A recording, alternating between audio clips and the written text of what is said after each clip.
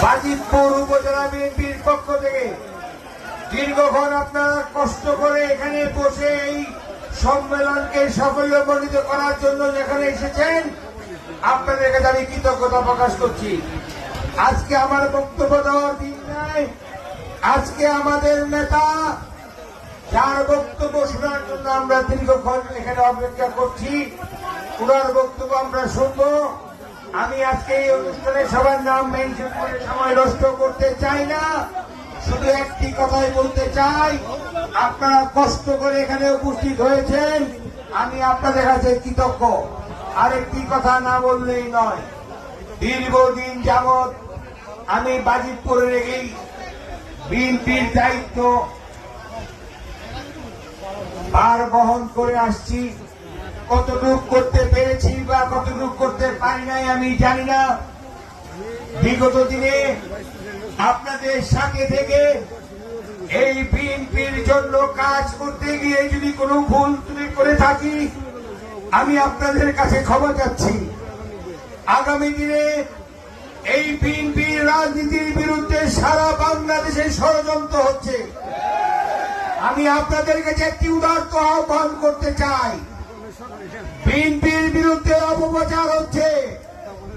আজকে আমাদের সকলকে ঐক্যবদ্ধ থাকতে হবে। কে কোন পদ নিয়ে দল করছি সেদিকে তাকালে চলবে না।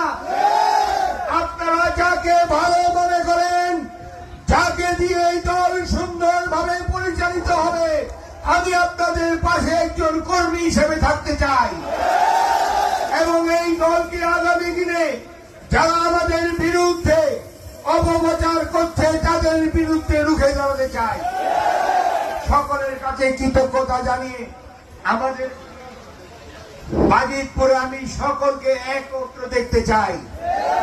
জীবনের শেষ প্রান্তে কতদিন বাঁচি বলি ঠিক নাই।